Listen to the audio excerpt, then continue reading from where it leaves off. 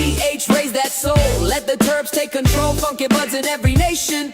Captain and G3, the cultivation station. Stay funky, stay green. What is going on, everybody out there in podcast land? How are you? Hello, my darlings. What's Happy up, Tuesday. G3? My Yeah, favorite what up, day. guys? Hey, guys, what's up, chat? Damn right. We got an active chat tonight. We got Smoke Ring, Collective Marijuana. We have Bear Grows, Razor Grows, J-Saw, Budsy, Ohio. We got Bandit for Meds, Kush Cat. What up, everybody? Welcome, Hello, welcome. loves. So happy you're here. We are, indeed.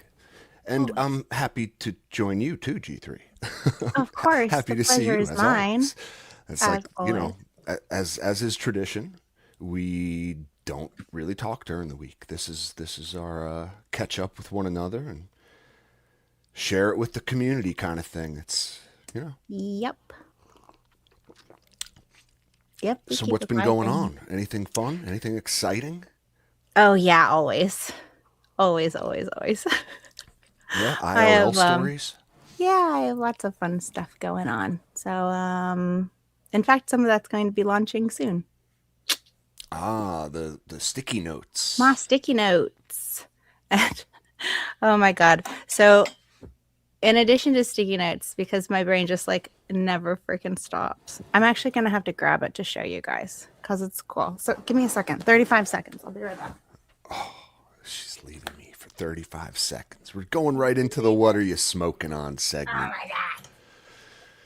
I'm smoking on Orangegasm. Start posting them in the chat tonight, guys. I'll bring up some let's of see the you got. dank ones. All right. So let me see because because I don't have enough on my freaking plate. So pretty clear standard bong, right? Yep. And so I was working Beautiful. on my sticky notes, which are these like vinyl based. The toppers are vinyl based. And I needed to put one down and have it not go anywhere.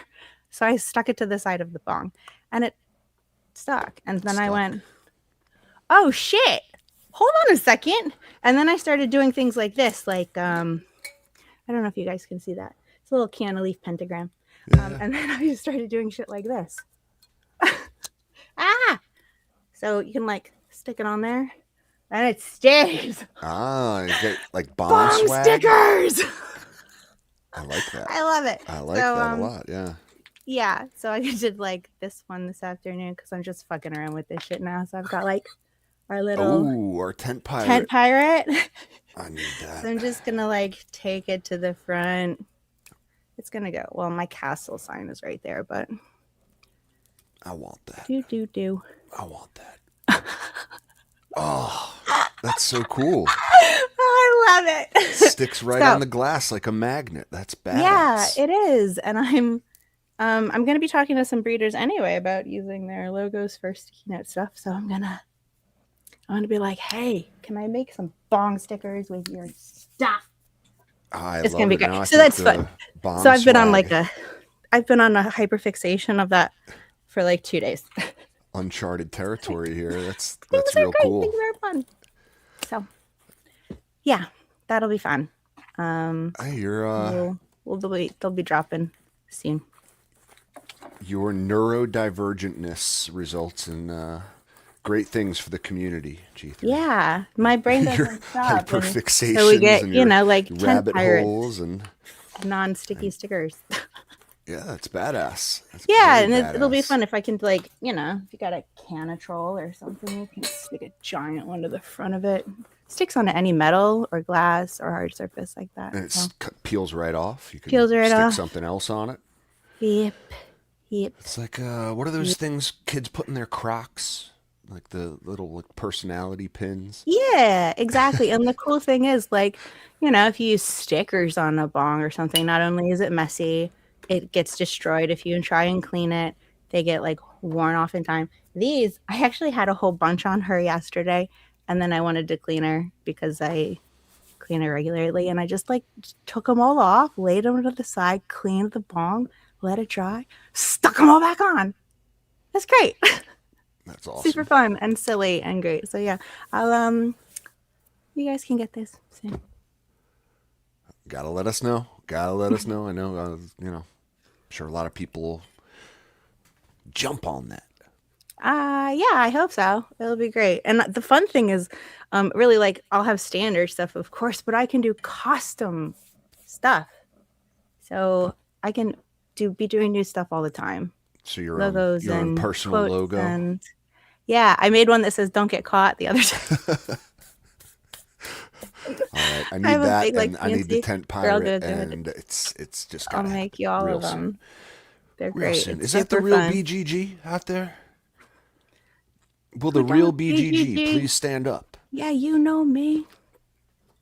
I think it's him. Love him. He's got the same logo. It's gotta be, right? Yeah, I don't know. the Is big he? green guy goes. It's gotta be. It's usually just the big green guy. But what up, buddy? How are you tonight? I was just thinking to myself how much I miss my root beer sauce. Oh. It was phenomenal, man. And like, yeah, I enjoyed every grinder full of that stuff. And it is gone now. And I'm like, I'm not quite over it yet. Like this one's hard to let go of, Even though I have a smorgasbord of other stuff, brand new, fresh out the dry, just cured, like including this orange gasm, which I'm looking for the lid for. Okay. Right here. See, look at this naked jar lid. Doesn't it just scream for Isn't a that sticker? so sad? Don't you want like beautiful, fun personality, dopamine I do. drops to leave on your stuff? I do. Of course but you do. Everybody does. I do. And well, so yeah, I'm missing this strain, the sauce, or root beer sauce, and that tells me a lot, like that's one for like the regrow category. Those are rare. They Ones are. that I'm like, I will regrow this and then actually do it. That's super rare. There's just so much variety out there. Something has to be so, so, so good that it like hits every single box. Yeah, and if it doesn't, then I'm not going to grow something lackluster when I could be growing something spectacular in that place. I'm looking for phenomenal, not like very good, like no very mids, good, thank you. very good even like isn't in regrow category. It's got to be like a 5 out of 5 and phenomenal. It needs to be, everything needs to be right. Yeah. But I do believe there was just a drop of the root beer, George's root beer, not root beer sauce, right? Right, BGG? He has his Monster Madness going on now. Oh, the March Madness, right? I think it's like this week, and I don't remember what day. The sale's still on. Okay. Yeah, I believe so. Correct me if I'm wrong, guys. I'm pretty sure. I'm going to look again because when I looked at the site, it was makes me like second guess myself. I think the George's root beer was out. I thought it was like, I mean, maybe it might be sold out because that shit is amazing. It went fast. I would applaud it too. That's the one that goes quick. Yeah. All right. So, you go to greenguygenetics.com. Green Guy Genetics, as we've mentioned on many an interview we've had with him. And it's feminized, right? Photo femmes. Oh, look at that. Are they both here? Oh no, George's root beer gone.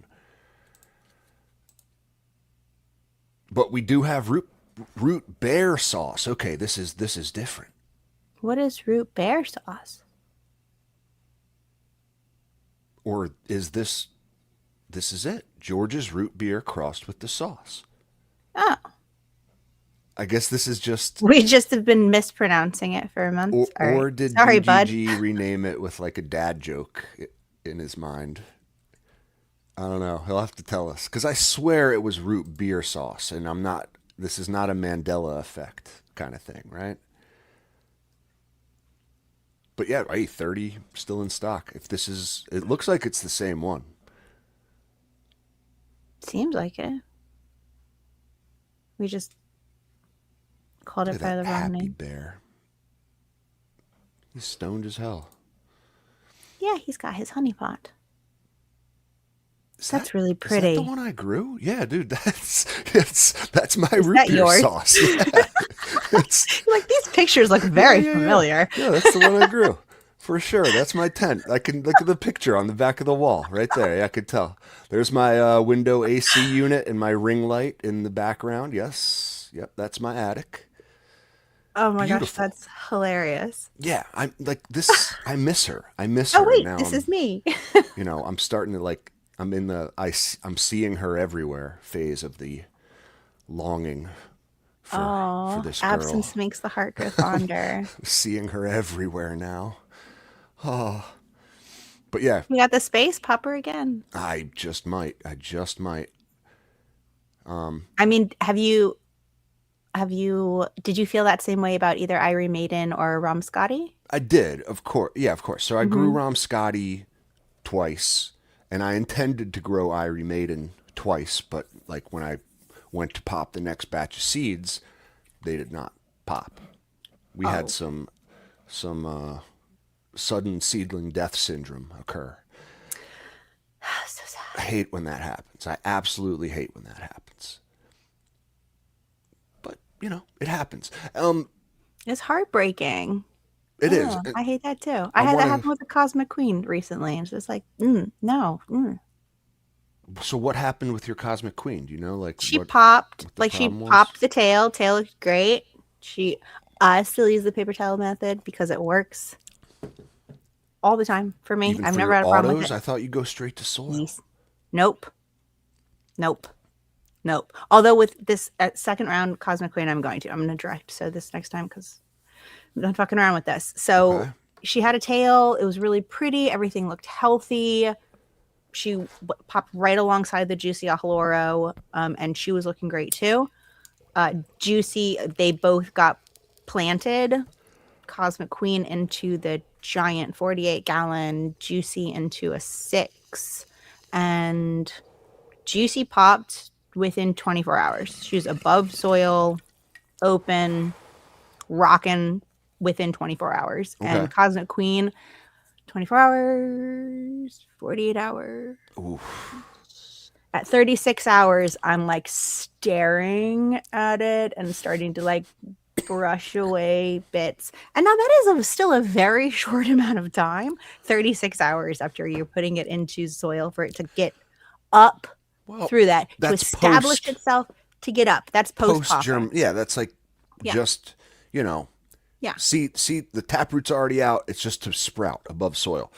Yeah. I would be looking She too doesn't after really have a forehead 36 grace. hours. So I mean, I'm like, what the frig?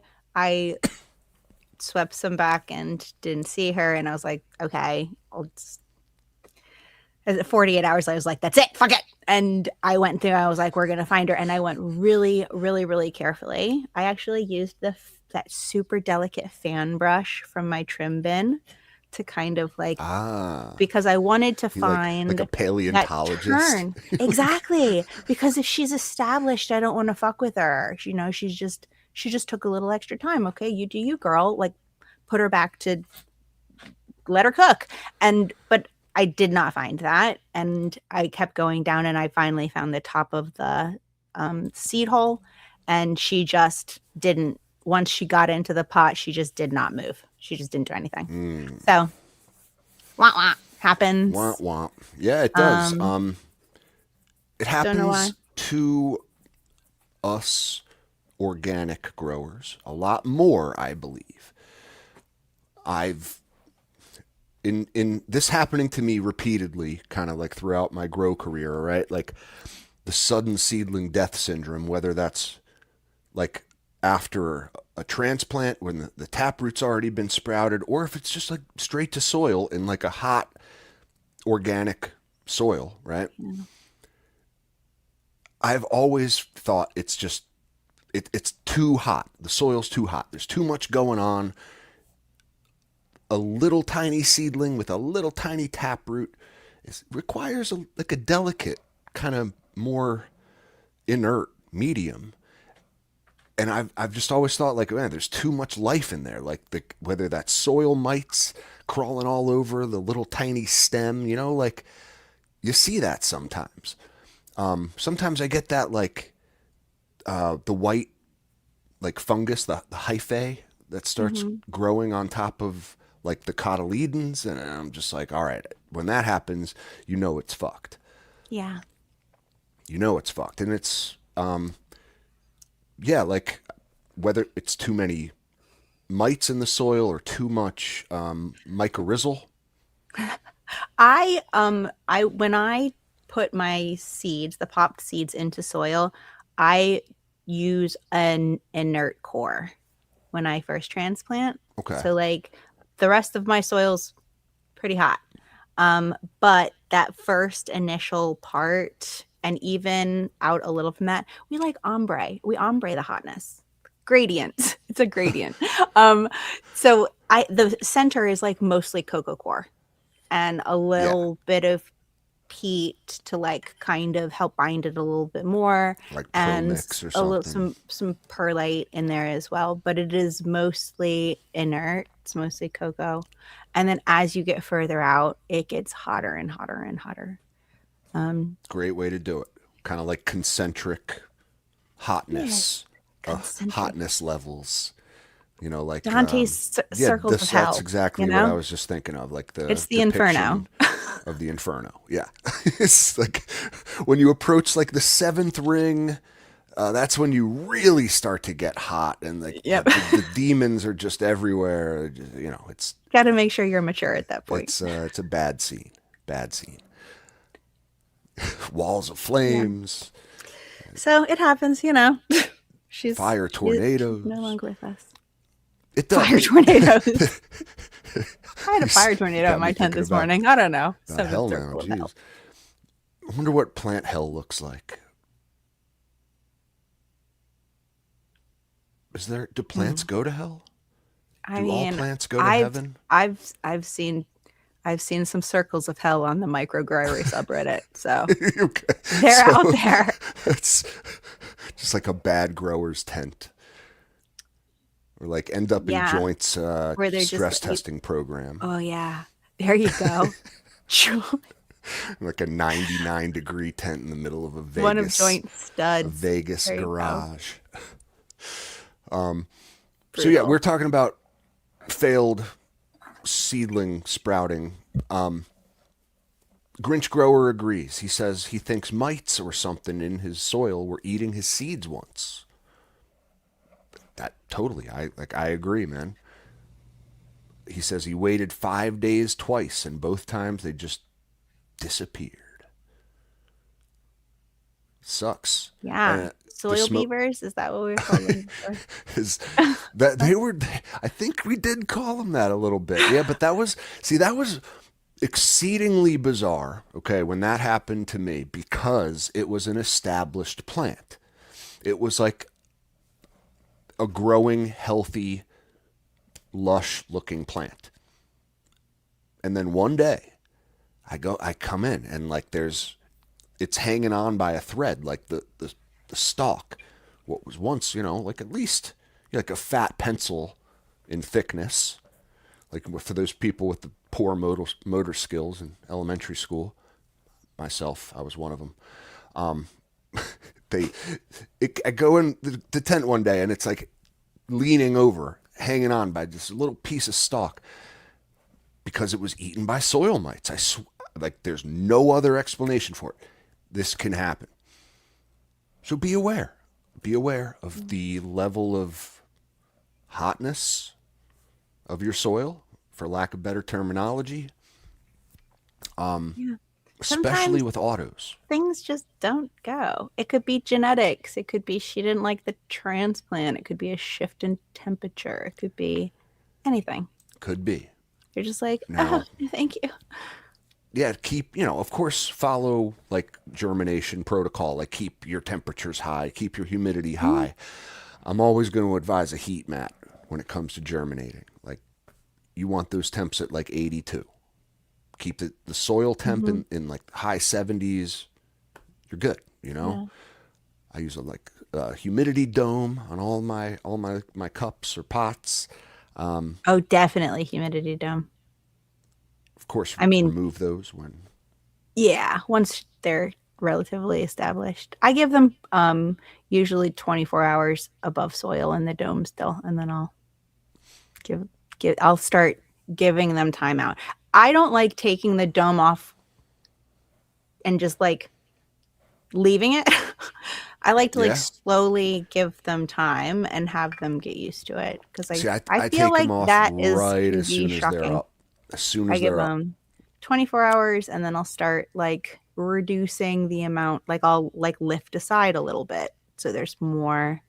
Okay. It's just slowly, it acclimates it a little more slowly.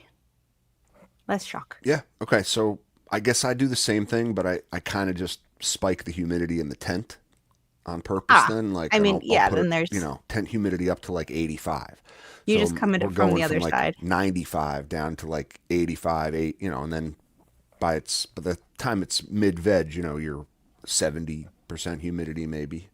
But yeah, just you got to be aware of all this stuff. Again, when you're germinating, it's not the easiest process. It can be frustrating, at least for me, when you're getting like unknown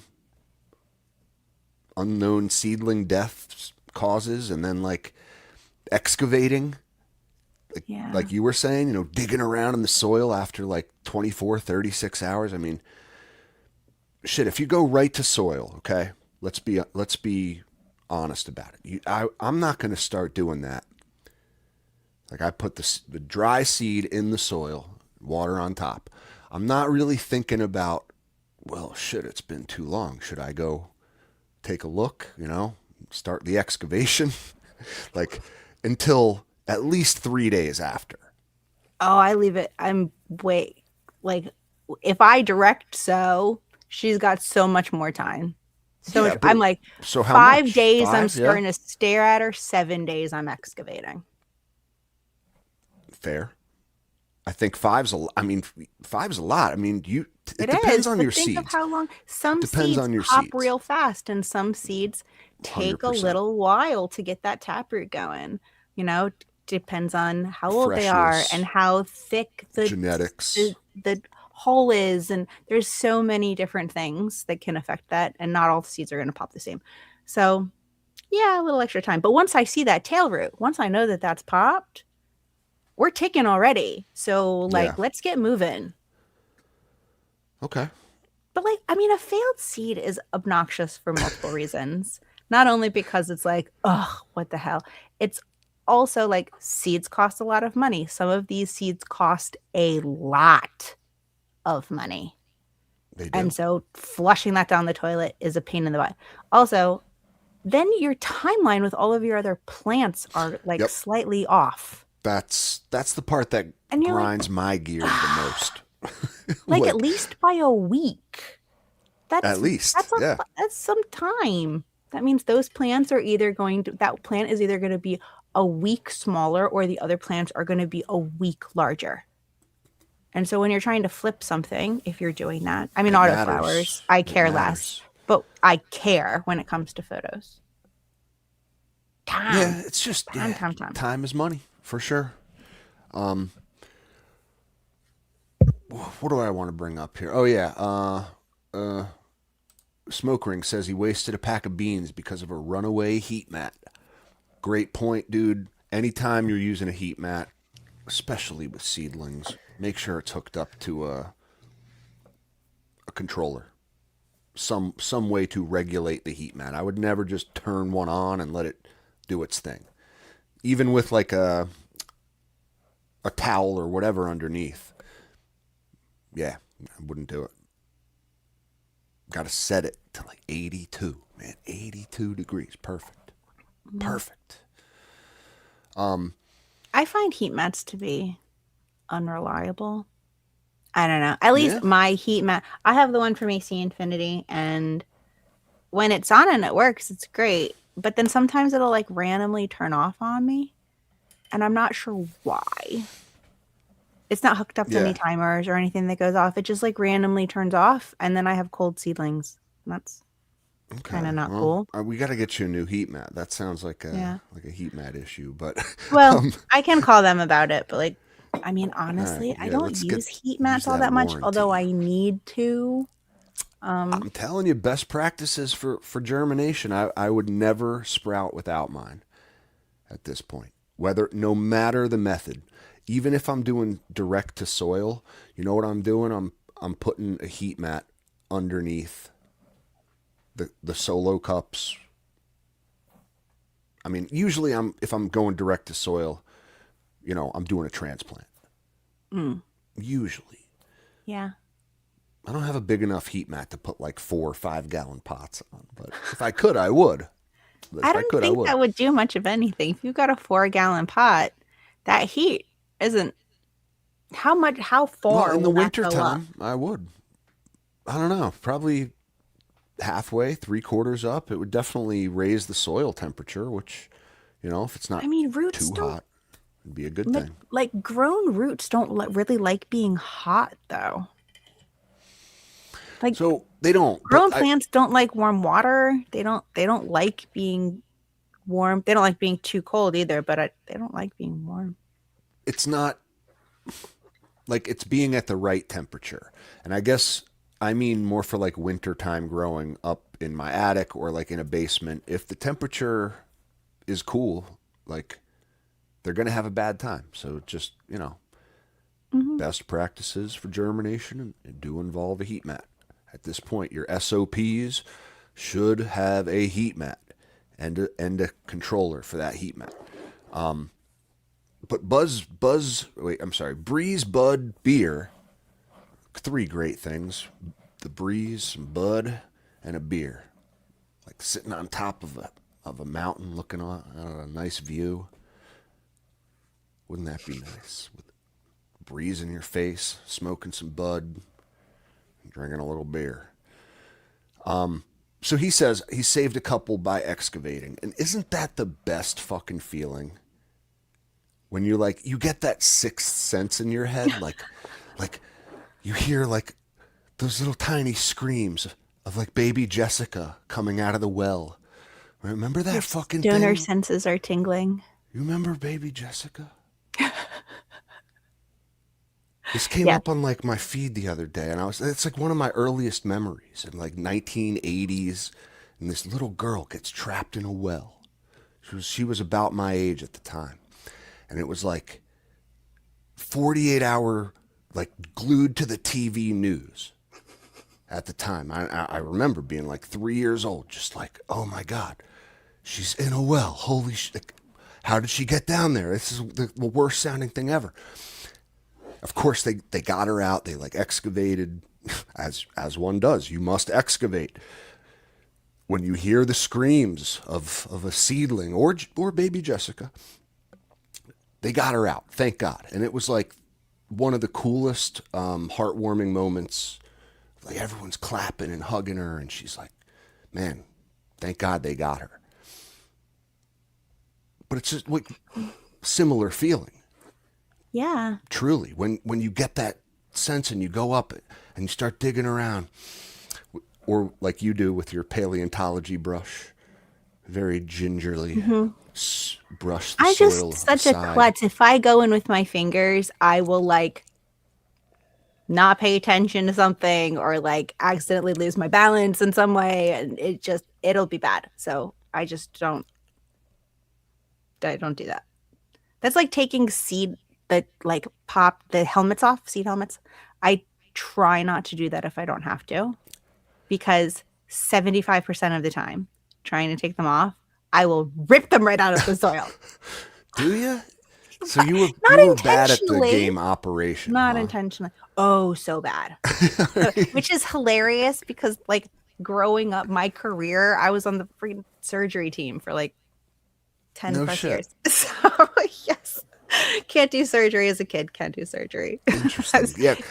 But I can't take the helmets off. I try with tweezers and I try with fingers and I try with anything you can think of, and it's just, luckily I run into it not often, seldom, but 75% of the time that's a I've death gotten it sentence. less and less and less, but like usually when I get that sense and I go up and I excavate and I find the little baby Jessica seedling in there, Oh. you know, like, and it's usually a helmet head that's causing the problem.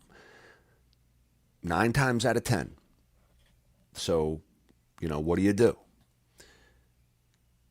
In my case, most of the time you rip them out of the soil by accident. What? That's not what you want to do, but it can happen. They don't have much footing in there anyway. They don't have much. No. It's very easy to do. Those roots are so little. Like, I would definitely advise, right, in helmet head situation, you're first going to want to try natural method of removal, which is kind of brush that soil aside, expose the helmet head, and that, like, it's usually like a bent stem. A lot of times, like the top of a shepherd's crook.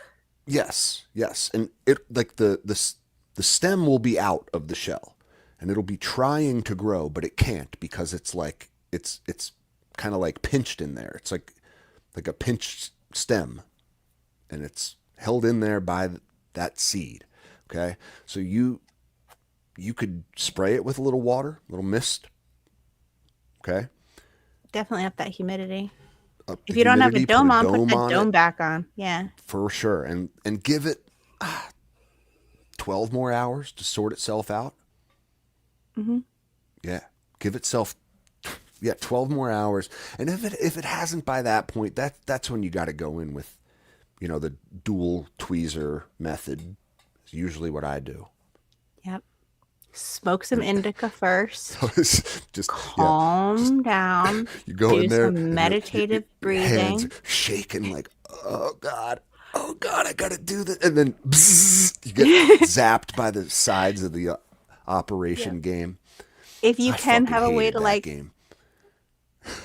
brace your hands on something that's not the pot, so you're not like crushing the sides of the pot as you're trying to.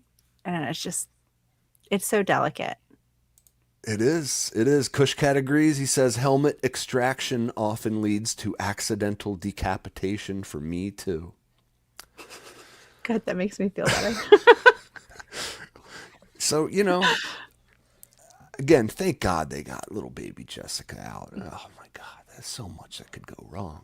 Mm-hmm. So, yeah, when you hear that sixth sense going off in your head, there is still hope. They can be saved.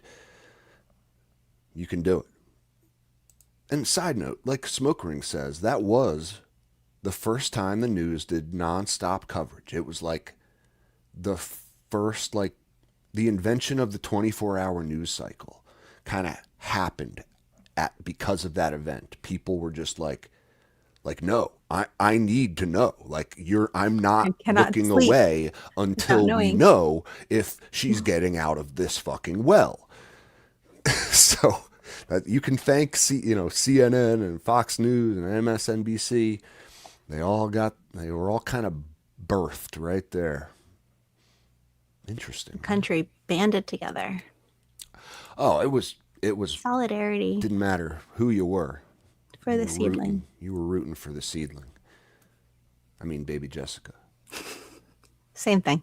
Yeah. So, guys, just be mindful when you're sprouting seeds, especially if seeds become contraband. Oh, yes. What if? I'm honestly surprised that legislation hasn't been brought up to stop this. The change in the bill. So we have until, what is it, November 26th, 16th, 26th, something? November blah, blah, blah of this year. I think until like the farm bill until goes the away. loophole closes. Loophole gets closed, and I'm still okay. I'm still doubting that this is all coming down on like applying to seeds. I haven't explicitly heard that anywhere. I could be wrong. I mean, we don't really know what But the, like again, the yeah, fallout we is just going we to just be. don't know. But let's pretend. Let's pretend. We're gonna that, play a like, game. Yeah, let's pretend that the authoritative government comes in and says, like, we're confiscating all your exotic bird seed. Hand it all Shout out over. to Ohio Out of Flowers for this. He and I were talking about this on our page Or they're going to do show suggestion page. So a bean buyback program, like they would do with like firearms or something. oh like, god, like, come turn in your guns and we'll give you pennies on the dollar for them. You throw them in this bin right here and sign this form. mm-hmm. A bean buyback. What if? And then if you didn't agree to the bean buyback, that's when it got forceful and authoritative. That's when they'd come. They're coming for your beans. They're bird coming seed. for our beans. Stand your ground. Yep. Yep. Yep. It's so what if guys, and just even if that like we're imagining a Yeah, we're catastrophe. that's never going to happen. A little bit. But let's imagine a scenario where like access to buying new beans is severely limited. Okay. Extremely. And you really kind of only have access to you and maybe the people you know. So your access to other seeds outside of your vault becomes extremely limited.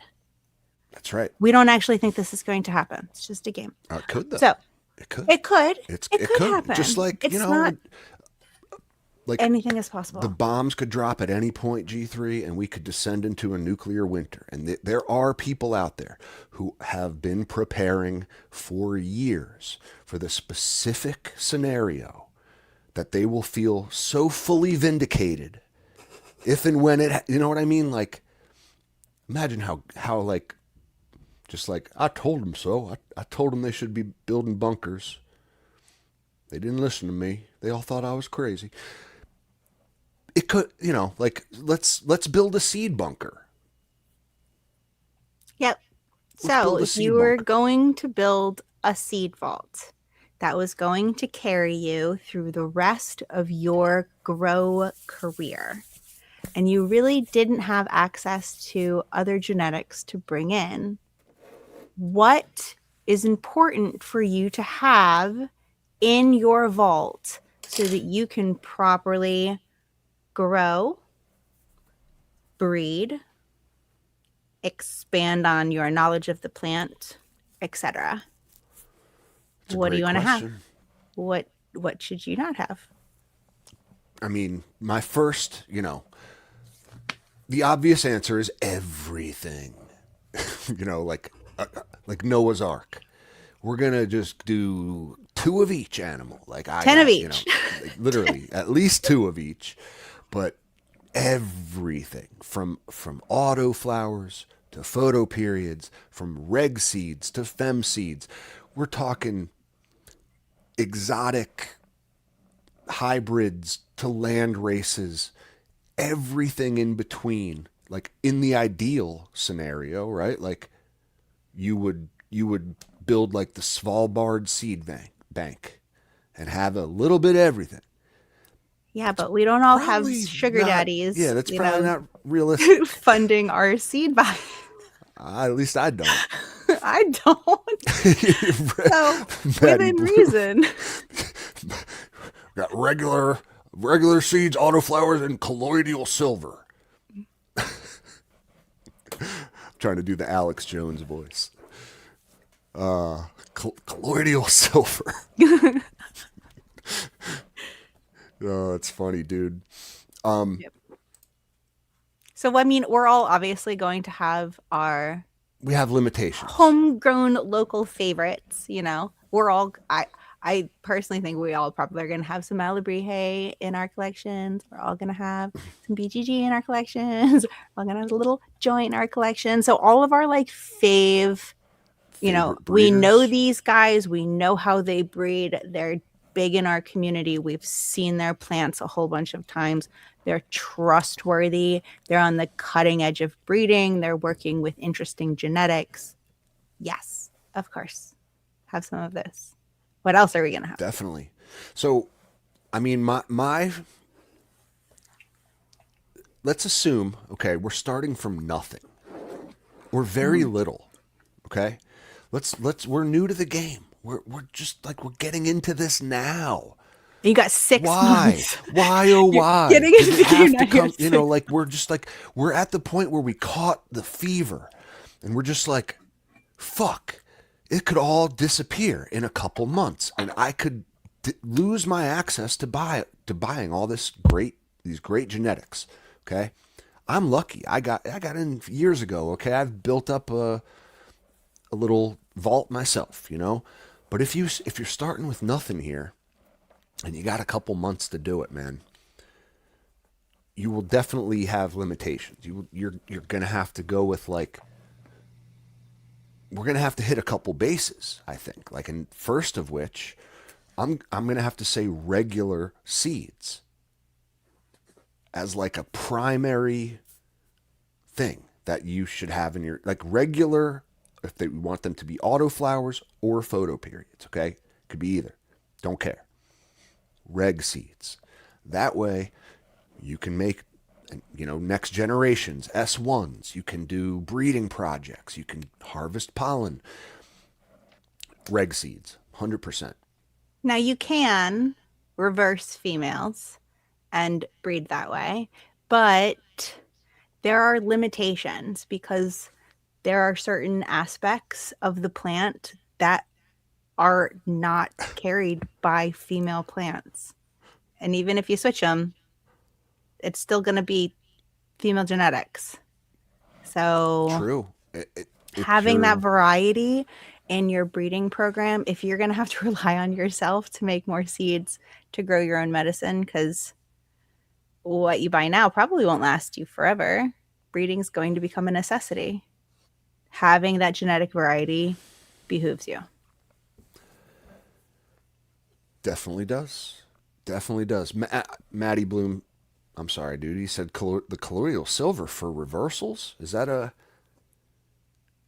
that's what people use for genetic Colloidal reversal? silver or STS, yeah. Okay. Are the two things that you use for reversals. It's the same stuff that like Alex Jones sells for to avoid fallout poisoning, like radiation exposure. In the event of a nuclear I'm not super aftermath, you're gonna want my merch, colloidal silver pills, and yeah, colloidal silver is. you could also use them to reverse your cannabis plants. It's amazing. That's crazy. I didn't know it was the same stuff. Yep. So Think about that. And he's screaming about making frogs gay. Giving people colloidal silver. That man is insane. Right? So it's like blocking the plant's ability to wait. No, it's not blocking. It is blocking something, right? Or I'm not sure how it works. Interesting though. Very interesting. I still think reg seeds are your priority. Like you said, if you start a breeding program with female genetics, even with your reversal sprays, whether it's colloidal silver or STS, you are deliberately herming the plant. And then, like, you're selecting a plant that was easily hermed. And then you're carrying those genetics over in, well, not easily, but like through chemical exposure and, you know, repeated radiation exposure. You're just convincing the plant to do what it has the ability to do anyway. But you're bringing those genetics and that trait into the next generation. Like, it's not standard breeding practices, let's just say. So, I don't know. Reg seeds would be the easiest way to do it. Especially because, I mean, shit, it depends how long we're going to be in our bunkers we might not get another batch of STS. There might be no colloidal silver, you know, like we're just going to have to rely on the plant at some point, right? Fallout farming. Yeah. It's a good title. Very good title. In the wastelands.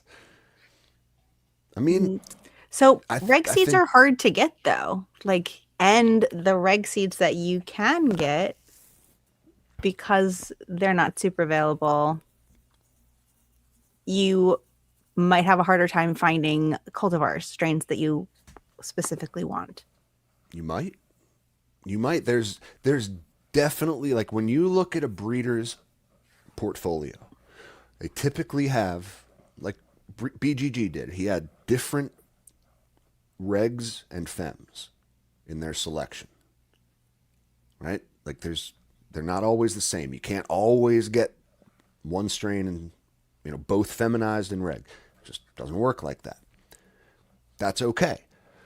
What I tend to notice is that breeders will offer more, like,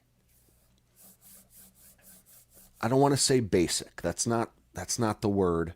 Okay, rudimentary is not even the word. But like more fundamental type genetics in regular form. Whereas the more hybridized and worked lines and genetics end up as like feminized form. That's a good thing to me if I'm building a seed vault, okay? Because another thing that I want to prioritize is non-hybridized genetics, like those fundamental, like building block type things, you know? Your OG Kushes, okay? Your Northern Lights, your Afghans, maybe not talking about landrace. I don't know. No, but like a step further, a couple steps further, the original hype strains, Yeah, the ones that for sure. made names for themselves. Now, the hard thing with that, and see, I'm just going to be devil's advocate about how difficult each one of these things can specifically be. How do you find those? Well, it depends How which do you one. find that those genetics are right? Do you know how many people carry Northern Lights?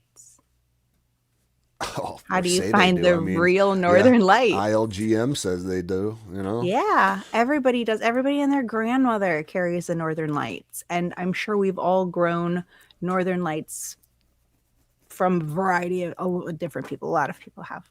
I have. It's one of my first things that I've grown. But that might not actually be Northern Lights. It might not be. You know, Chances you'll never know. You just kind of have to trust it at some point. How do you know? So do you build a vault on this guy says it's this? Or I'm not sure how, I need a Northern Lights for my vault. I need to find it. I would have a hard time choosing one. I would too. I mean, straight up, like, everyone's got an OG Kush, you know, like there's so many types of OG Kush. You know, there's like all these different cuts from Skywalker to Triangle Kush.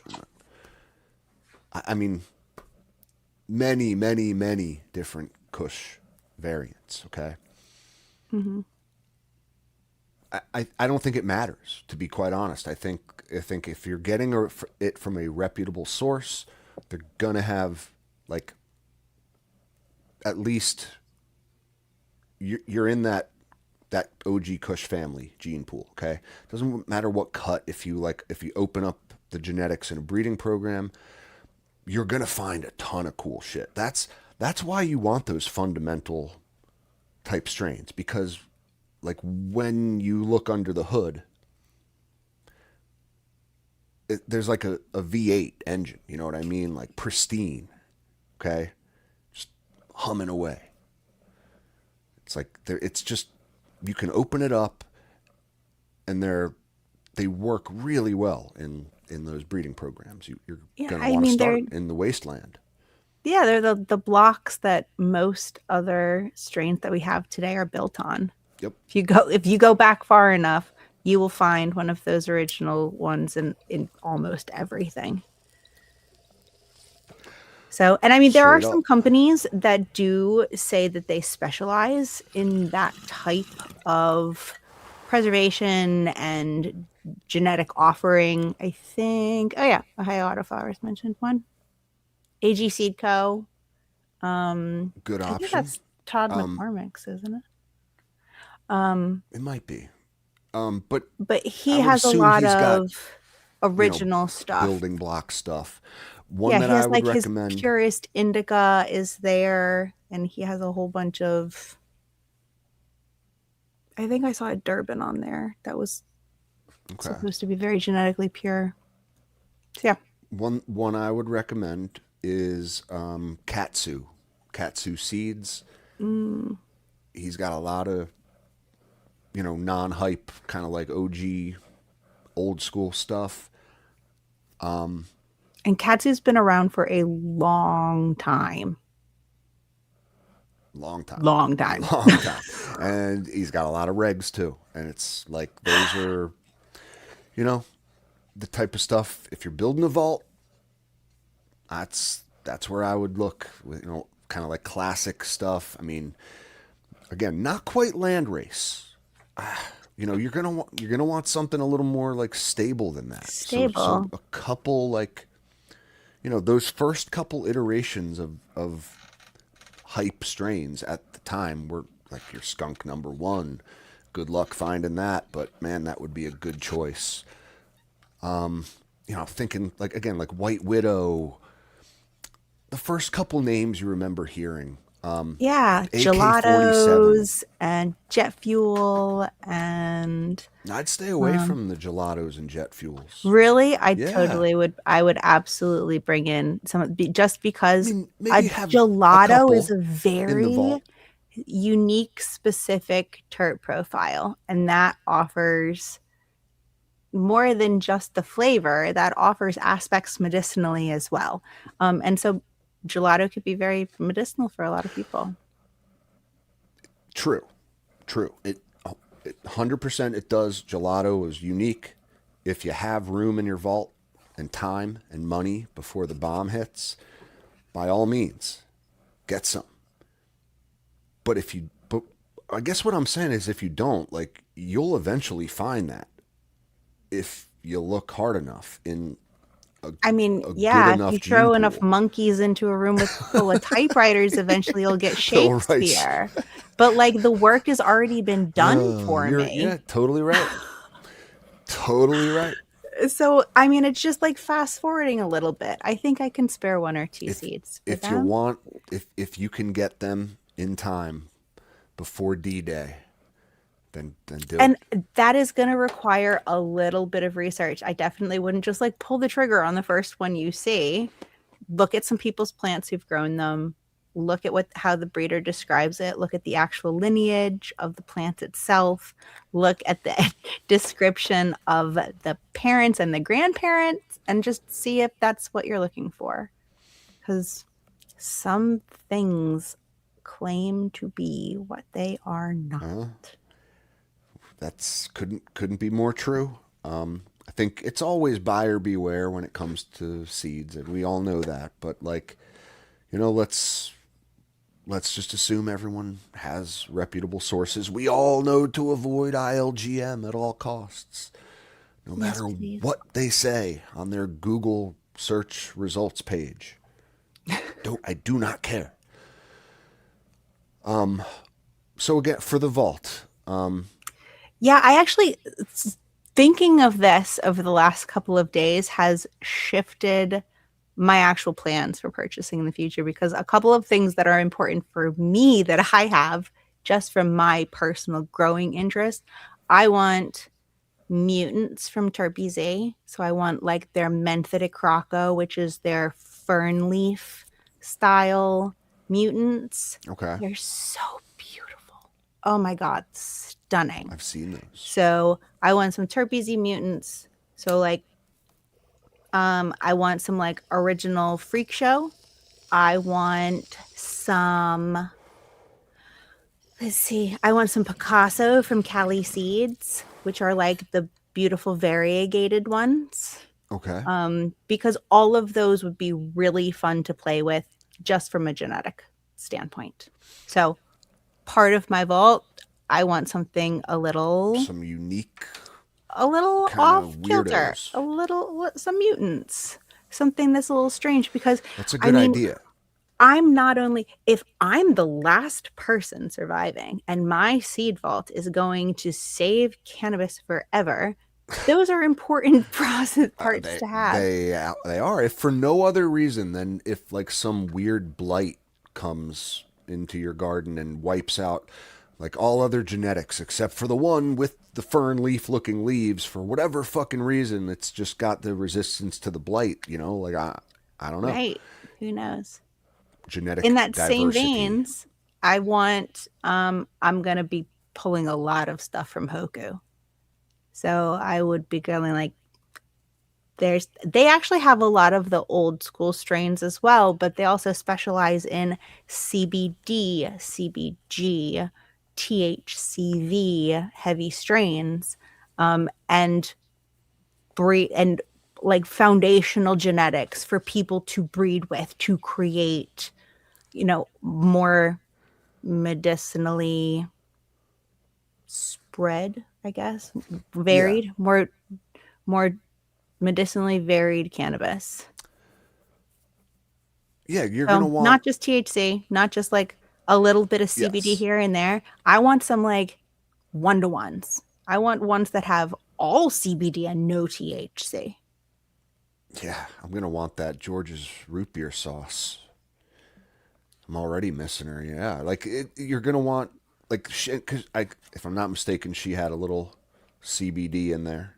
Mm-hmm. That's what I think gave her her unique kind of like face melting effects, headache relieving effects. I think effects like varied effects are a great like staple for the seed vault too. Varied effects for our Important, medicine. important, important, important. How are we going to achieve that? It's through terpenes, right? Yeah, I mean, you have your cannabinoids, but cannabinoids aren't, we're working mostly with THC with a sprinkling here and there of other things.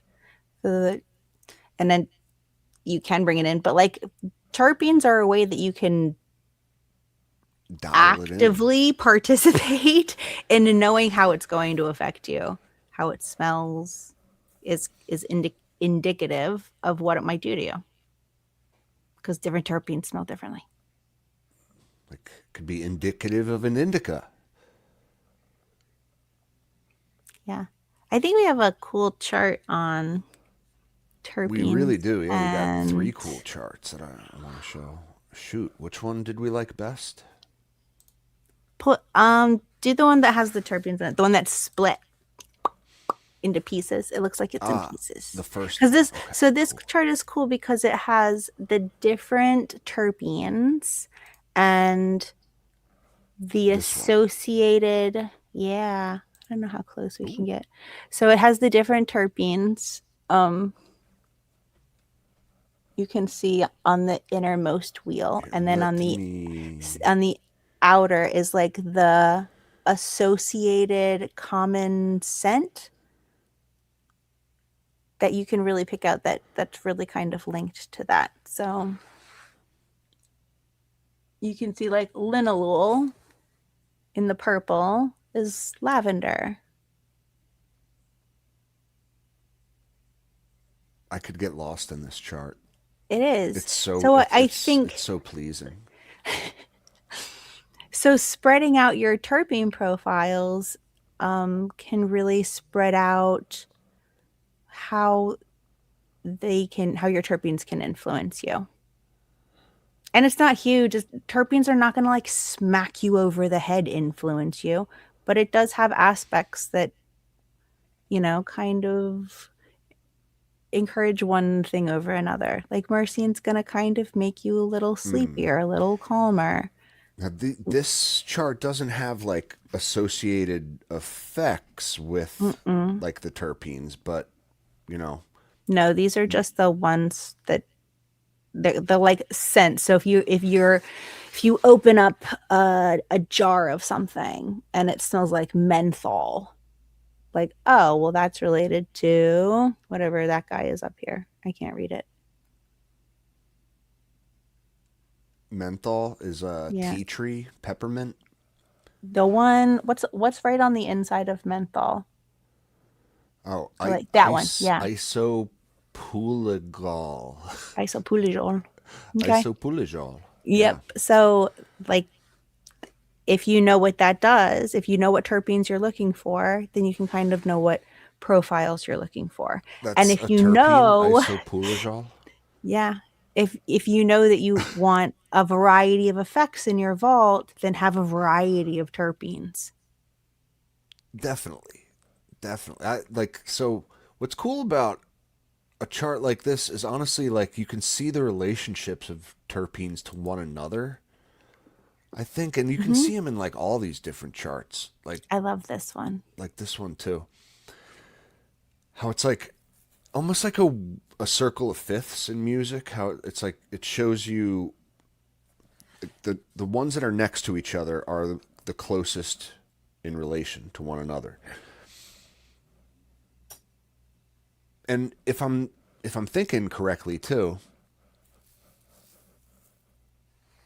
like if we can start with lemon right at the top, like limonene, okay? If we overlaid the the charts on top of one another, you would see the limonene terpene in this lemon category. This is more just flavors and scents, kind of where they stem from.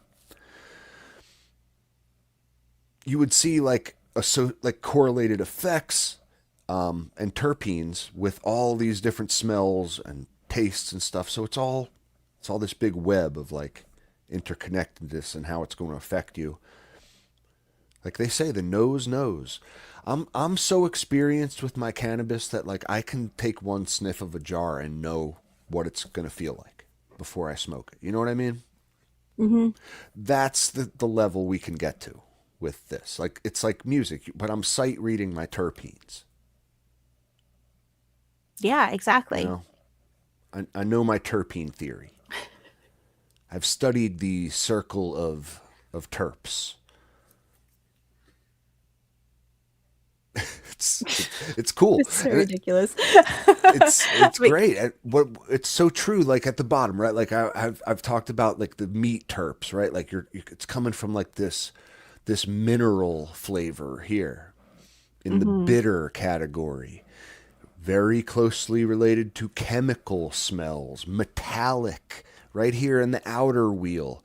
Like all of these things, like it's just it's nice to like see a little bit of validation for like thoughts I've had of my own flavor associations and stuff over the years. Super cool charts. Mhm. We could get lost all episode in these. Yeah. What's the other one? I think, does the other one have effects? The third one? Let's find out.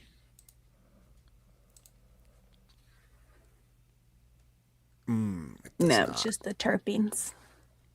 It Right. does not. Well, Just it's broken easy down enough to into find relative effect. yeah, yeah. But if you overlaid terpenes and their effects with these charts, you would see a lot of interesting data. I'm sure. Hmm. But it would Yeah, just I'm sure if you're validate worried stuff you about already know. radiation, I'm sure that there's a terpene out there that helps block radiation. That's I right. am not even remotely kidding with that either. But yeah, there's you can paint your I wouldn't entire be medicinal shocked. cabinet with Shit, your did vault. I just read in the news the other day that they found a bacteria that eats plastic? Yes. I've been waiting for that news, right? Like it makes nothing but sense. It's just like it's got to evolve at some point. There's an abundance of plastic. Some organisms got to fill the niche, right? Yeah. See, you need That's fill a need. interesting. Didn't they find a mold in Chernobyl that like eats radiation or something. That would not shock me either. I didn't see that, but Yeah. goddamn, nature's crazy, I'll have to isn't look it? into that. I have like this fleeting memory of it. But yeah, yikes. That's crazy. Spread out your terpenes.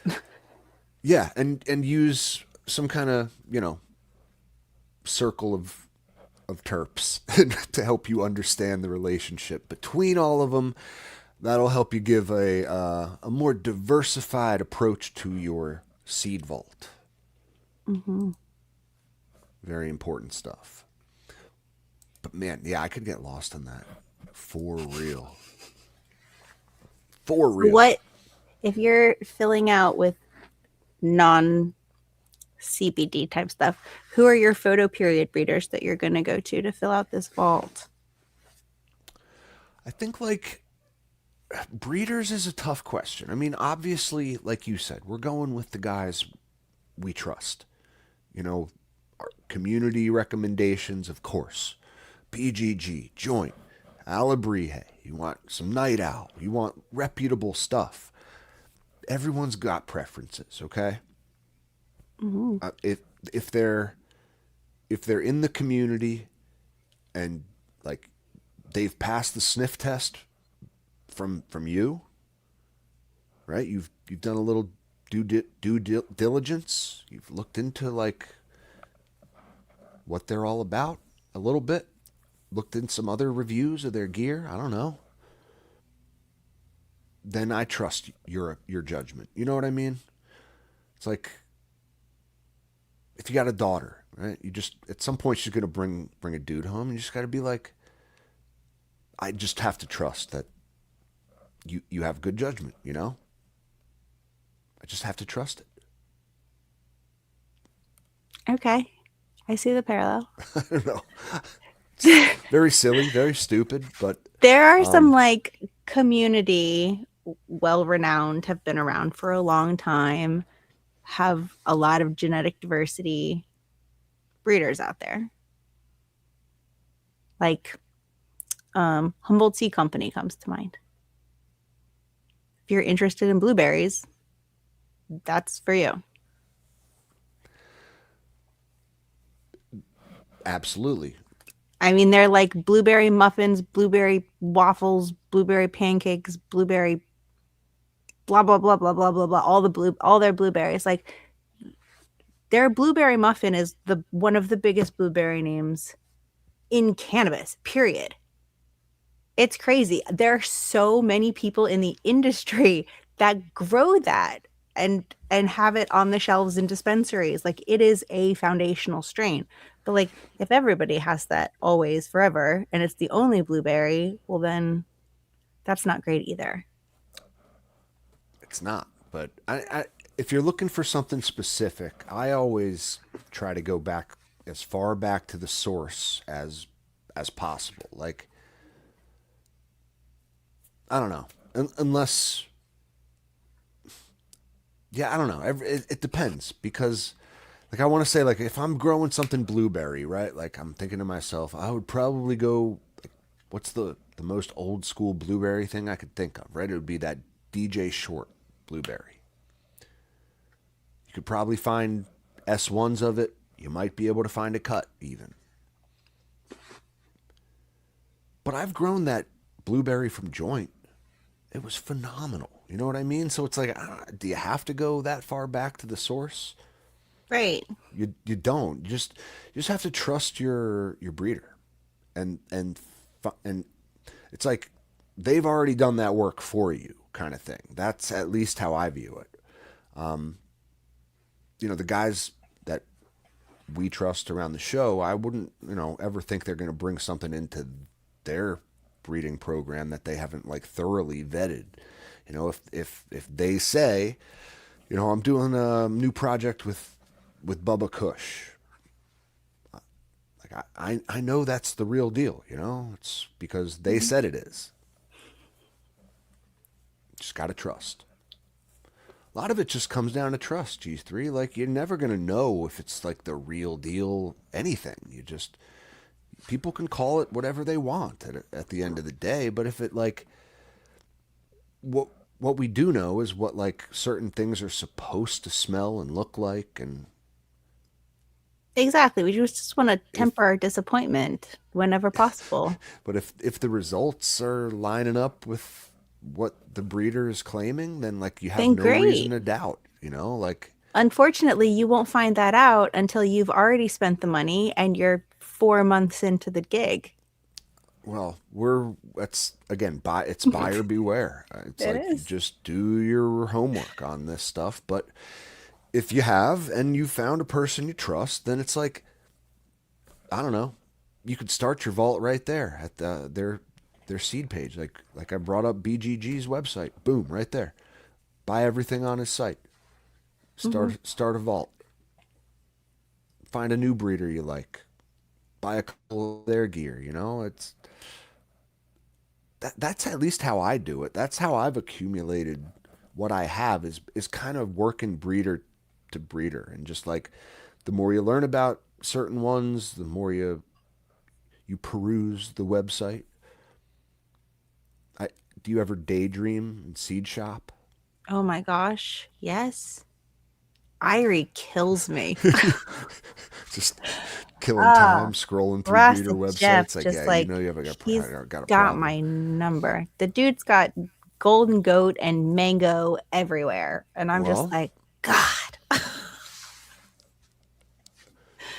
So yeah, so I mean, that's a lot of one. his stuff would be in my vault because honestly, golden goat is some of my perfect medicine. So like, I know in my vault, I'm gonna have some golden goat, some mango smile, some cosmic queen,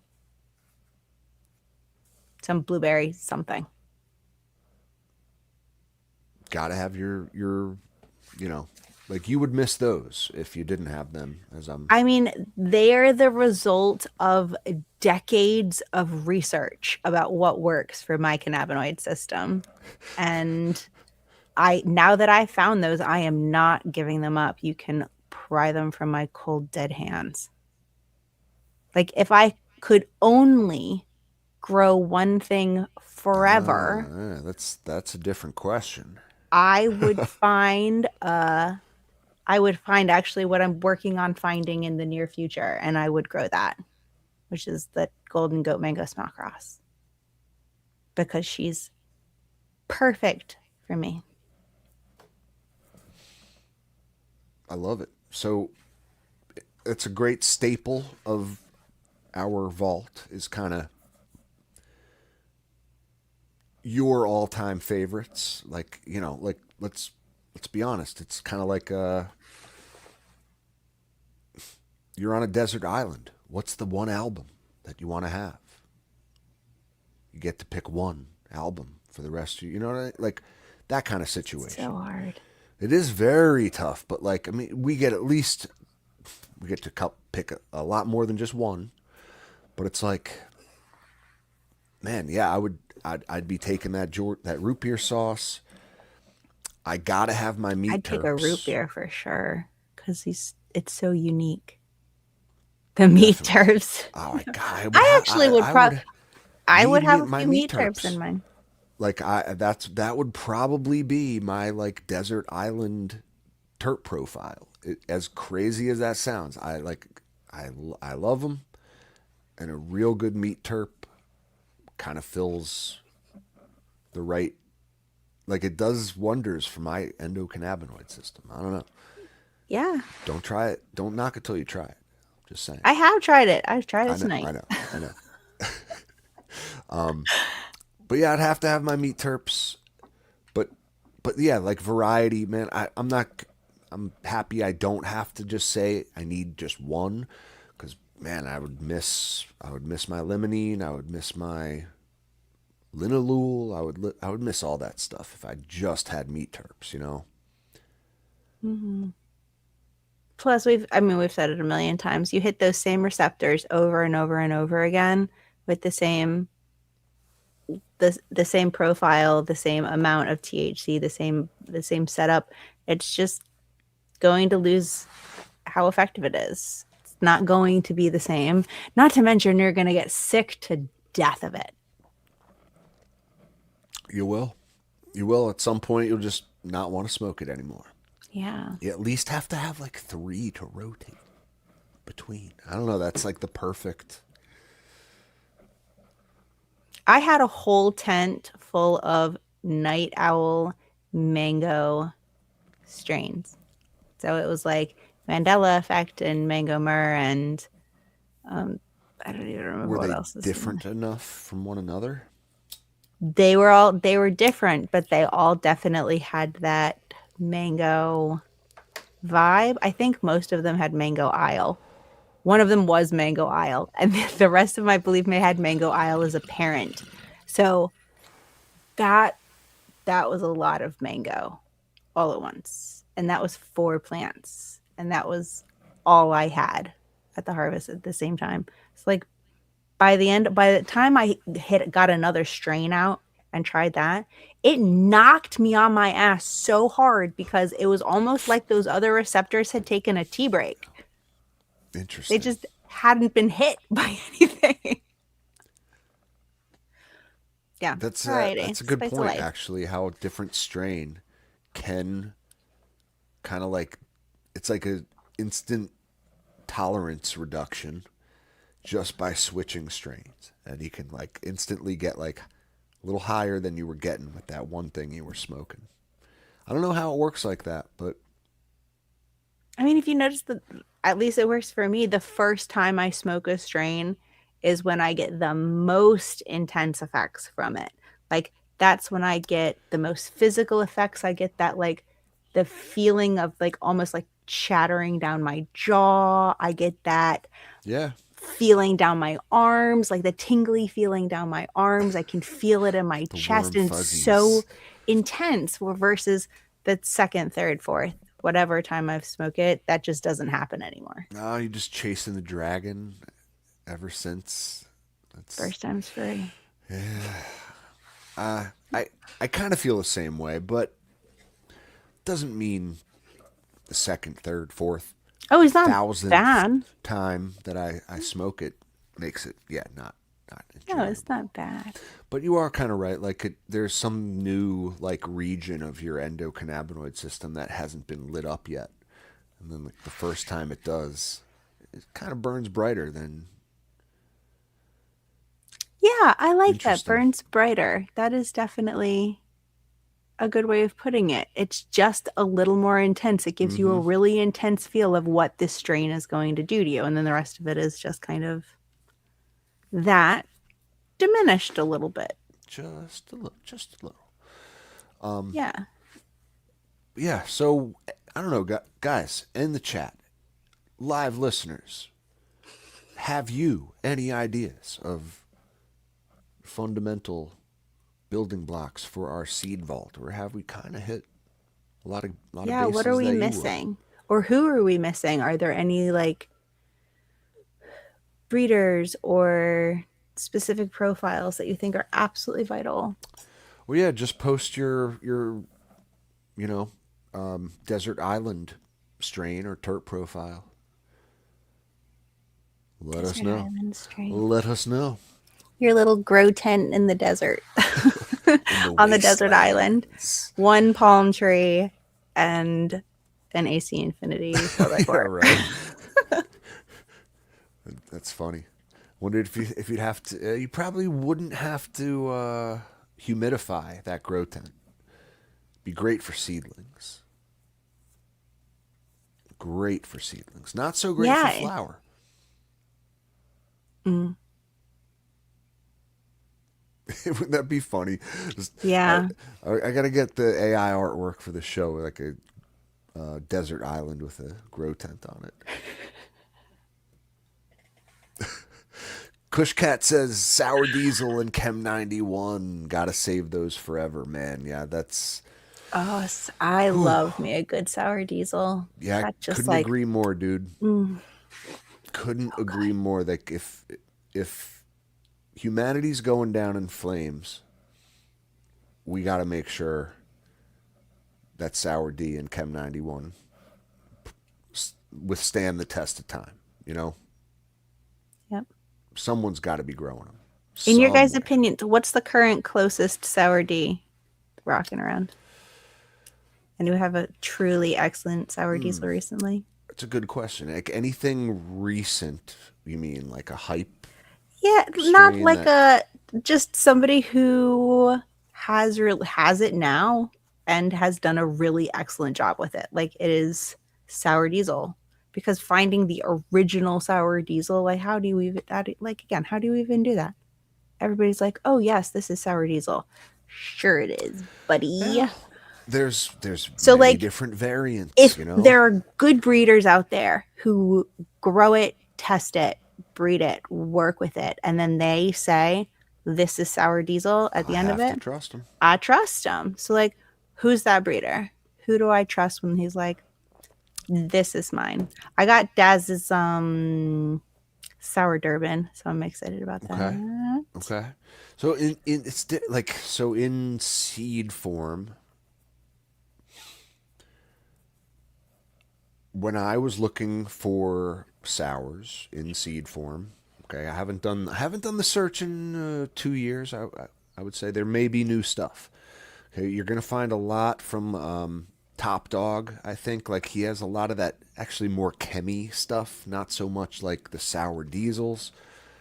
I went with Katsu. I found really good sour diesel and reviews from Katsu, and I found he has a whole line of sour diesel crosses and stuff that like he's turned them into. If you want to go down that route, but like, are you going to get the sour diesel from a seed line? That's again like we kind of know you're not. No, Right? Like it's like finding skunk. Are you gonna find it? yeah. So I think we were remiss in not mentioning clones in this discussion too. Like if we are truly looking to preserve sour diesel, okay, like it'd be like I want GG4 on my desert island. Love GG4. Yeah, I know you're searching for that one now. Love it. But I do not want a seed of GG4. I do not want an S1. That's not GG4. That's just GG. Yeah. I would have to find my own. Something like number 4, but not quite. You know what I mean? Finding a legitimate clone of a, oh goodness, what is it now? A 15-year-old plant? Oh, it's not as hard as you might think, G3, because like there's been people keeping her alive in the wastelands ever since '07. When was she popular, man? Like no, I think it was 2015 ish. Yeah, I think it actually was bred right around 2009, 2010. Okay. And then they won a cup with it in 14 or 15. One of those. So, Got yeah, I popular mean, if around you me can find after. what is it, Jonesy's cut? You Yeah, can the find Josie Wales. Josie's cut. Like that's Yeah. that. Again, it's kind of my mentality of like I don't want to go back to the source. I want the real one. If I'm looking for something specific, like a GG4 or a sour diesel, I mean, shoot, you're not gonna go wrong if you can find a reputable cut. There are places you can do that still. I hope it's out there. I've been looking for a cut of real golden goat for forever, and I just don't think it exists in a way that I have access to, if at all. You ever message Rasta Jeff? I mean, I've gotten all of his golden goat seeds. Yeah. No, I have not messaged him directly about it. Again, you got to go right to the source.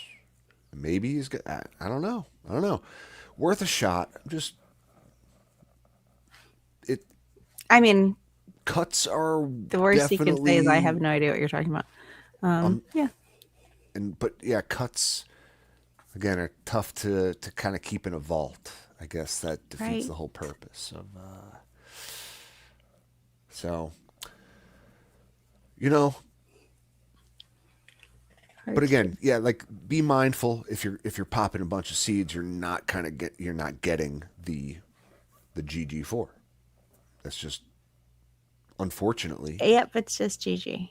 it's just GG. But like, and that applies to sour diesel and Chem 91 too, which were like specific cuts that were like we can use their gene pool in our seed preservation project for all the benefit of all humanity moving forward.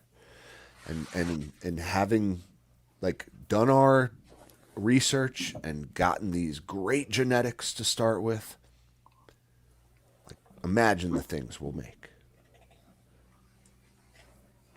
But like it's not going to be it's just not going to be the same. But could be just as good. Or That's maybe right. You better. might find something better there. That's always like it's the gambling mentality of gardening, dude. I know. It's like pull that slot machine lever one more time, pop another bean. This is Just, one. This is just the one. one This more, is the one. one more plant. That's the one you're gonna like. And you know what? It's so true. It could just take one plant to change the game forever. That is the truth. One plant, one bean could be the next GG4, Chem 91. You never know. So, I yeah, mean, there's so much. pop them. It's. I'll be interested to see which of the hype strains that are coming out now actually, stick around. the test of time. Yeah, Yep, to have people really want them decades later. agreed. It's like, which predicting which albums will be popular from that decade, like years from now. I never would have thought that it'd be like new metal is what people remember of our youth. G3, like it was the Corns and the Limp Bizkits, and it's just like, yeah, I wasn't into that so much, but it's just interesting to see what stands the test of time. Okay, this is totally. I mean, kind of on topic, but not really. What happened to R&B as a genre? Where did it go? It's a great point. I don't know. Where's we had Boys to Men and Casey ABC, and JoJo and all of these Yeah, Casey and JoJo. crooners basically, and R&B is just it just vanished. Where did it go? A little bit. I was just thinking that the other day. That whole type of music, I haven't heard anything like that in so long. Where'd it go? It's a good theory from Grinch Grower. He says R. Kelly scared everyone off. I mean, you're not wrong. I mean, the timing kind of is right there too. Was the arrest of R. Kelly the death of a genre? Tonight on Sick Sad World. I mean, great question. I don't know. Also, It just seemed, it was so big, and then all of a sudden, nowhere. I agree, G3. It's something I am going to ponder myself now that you mention it. But I miss the genre now that you mention it too. There was I do. Yeah. It just seemed to vanish almost overnight. Poof. Yeah, I don't know what's filling its place now. It's just it's kind of all just weird pop variants. Some has a little R&B elements. I don't know. If I listen to Bruno Mars, I feel like I'm listening to every genre of music from the last 60 years of popular music. I'm like, wait, that's Sly and the Family Stone. Oh wait, no, that's Marvin Gaye. Oh wait, no, Boys to Men. It's a little bit of grunge, a little bit of everything. He just I think it's because he mashes it all up. streaming killed the radio star, and we can all like deep dive into our own freaky nichey little playlists, and we don't have to listen to mainstream anything. We can listen to our own stuff. Yeah, So individualization has definitely hurt art as a whole, I think, and people's experience with it is a lot of it's in your sharing it with like other people, and like I don't know, it's weird. Like everyone has their stuff that they're into and they like, but like none of that's the same with in between people anymore. So it's like it you is, can't. it's a weird shift compared to when Yeah. we were kids, when, there were certain channels on the TV and they Oh, played certain things and that was it. And you'd there be were like certain things on the radio and you got to choose your radio station, but they played certain things and that was it. And it was just you, like very everyone a shared saw experience. the new episode of Dinosaurs last night on ABC or whatever fucking channel it was on, and everyone came into school the next day saying, "Not the mama, not the mama," right? And if you didn't know what that was, you just it was. But now there's no shared experience with the art anymore. And yeah, that's a stupid TV show, but like I don't know. Yeah, I don't That know. was It was at something least that we lost that with I didn't even movies, with realize all that we that stuff. lost. Yeah, totally. It's crazy. You don't. We never realized what we had. G3. A little bit of a shared culture was a good thing. You know. Kushcat asks a great question. He says, "You don't think toad venom has lasting clout?" Now I don't know, man. I haven't myself I haven't experienced tried the it toad venom. personally. So I don't know personally if it's worth. What are they charging for a cut of that now? Like $2,500. Yeah, something insane. Like, so I think you can get pretty reputable cuts from Boston Clone Company. Is that the one I looked at the other day where I went to the website and then I had to like put in my email address and they sent me a menu? Whoa, kicking it old school. Yeah. So they sent a menu to my email address, which do I have it? Shoot. Yeah, no, I remember looking at this menu and they had like different tiers of strains that cost like, I don't know, cost varied between the tiers somewhat. All But like clones. all clones, yeah, and you would have them shipped rooted to you. And they did have GG4. That's kind of how I ended up on this website. Someone sent me the link. And they had toad venom all the way at the bottom, like it was in like the most expensive tier of clones, okay? $2,500. Where like the most expensive other cut was 500. I think there might have been one that was 800, but like, man, yeah, you're talking at least quadruple what any other cut cost. I don't think anything is worth that. I cannot imagine that toad venom is so much more unique or different or special than any other It's hype got to cut be that's come industry. around. I It have has to to be. think that it's There's industry, people dying like for a buck. running on the hype, running on the name, and they know that if they can get that on the shelves, it will fly off the shelves because of the hullabaloo hype. surrounding it. It's all hype. And There's so much yep. drama around it too. Like, oh my God. But it's beautiful. It's a beautiful example of hype-driven marketing. It being really what, dude, if you're trying to sell something, you got to create hype. I don't care what it is. I don't care what it is. It's crazy how it's like, I don't know how it happened or where it came from, but like, yeah, all of a sudden people were just like, toad venom. And you guys in Fucking the chat ever try toad venom, or nobody who has knew somebody who has? Like, everybody's talking about this. I don't know a single person or have heard of a single person who's actually tried it yet. I haven't either. I did hear about like a was it the breeder of toad venom who like was involved in a scamming of customers and like sent out Oh, the wrong cup? it was a Or was I it don't just think it someone was who scamming. I thought they think it was a worked with it? true. No, I think it was a mislabeled. I think it was a mislabeled thing, and they ended up fixing it. It was just a. I know they'd fix it, but like, yes, just very like weird energy surrounding the toad venom.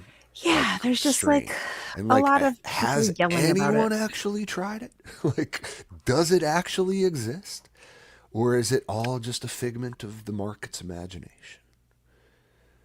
It would be real bad for somebody to pay $2,500 and it ended up being like an NFT of a clone. Here it is on my phone. I have toad venom. I got See? toad venom. It's real. It's this The drawing. blockchain says it is. It's that's funny. That's funny. Yeah, I again, I don't know much about it, but toad venom was something renamed. Cushcat Grow says so. Like it's kind of just again, it's hype. It's marketing. Marketing. It's hype. It Like, is it's a good marketing. name. It Good is a name. great It's an toad intriguing venom is a name. great name. Good name. I That's used to like have a it's like calling it it's LSD. clever. Yeah, I used to have Yeah. a buddy in high school who had a pet frog that he claimed was one of those, like, what are they, Amazonian poisonous licking frogs? They do exist. Where like they're if you lick a certain breed of frog, they will get you hallucinogenically high. There are some really good documentaries on them, actually. I It's recommend crazy. some of Like them. nature's crazy like that. You Yeah. know? They're actually like these glands that are on like the sides of them, and they secrete this like milky fluid. And Ew. And that's the yeah. stuff that does it, huh? I wonder Yep. if I don't think it's really like venom per se. It's like toxin, okay. toad It was- toxin. yeah, it's not like not for like It's not like they're self-defense per biting se. It's you. just It's so that, you know, if somebody tries to chomp on it, that they can excrete this stuff and they spit it out. And then they learn, don't eat that frog. It's a defense mechanism. gotcha. Well, it's again great name. You is. know, The marketing it's is so very good. like makes you kind of want to grow it just because it's a cool sounding name. Mm-hmm. But I can't imagine it's worth the cost. And yeah, I don't know. $2,500. No, no. That's Well, it's not that. wait It's a year it's and that it'll it's- be $100. 4 times as much as anything else. That's what it is. And it's Mm-hmm. will that stand the test of time? Yeah, probably not. I don't know. I don't know though. It could very well be that in 10 years we're talking about toad venom like it's GG4. You know? Maybe I grow it and it's my Very favorite well thing be. ever and it's incredible. But I honestly hope it is G3. Like I hope that if and when I try toad venom, I hope it knocks my fucking socks off. Wouldn't that be awesome? If it Yeah. lit up a new part of your endocannabinoid system that hasn't been touched yet, you're like, God damn, that's good. that would be lovely. I would enjoy that thoroughly. I can be a However, wishful thinker. part of my ADHD at least is when people are really hype about something and they're like, you have to do this, you have to do this, you have to do this. I absolutely will not do that thing So if somebody's like, you need to watch the show, it is the best show, and everybody's talking about the show, you have to watch. I'm like, I'm never gonna no, watch forget it. I won't do it. So if everybody's like growing this one strain, you have to do it. It's so good. It's strain. It's great. I'm like, I won't touch it with 10 No, football. I'll never. I won't touch it. And then 10 years after the hype has died and over with, that's when I'll Then. revisit it. That's when I'll Yes. go watch. I'll go watch Game of Thrones. Maybe like 2 years from now. Yeah, I just started come Schitt's around to Creek, it. and I love Catherine O'Hara. So just tells you how strong that is. I got you. No, it's like great point. Little bit of what do they call little those people? oppositional defiant disorder in there. Yeah, they're just contrarian by nature. Yeah. Just want to go against the current. I am contrary by nature. Right? That's why we get along. So it is almost the end of the show, but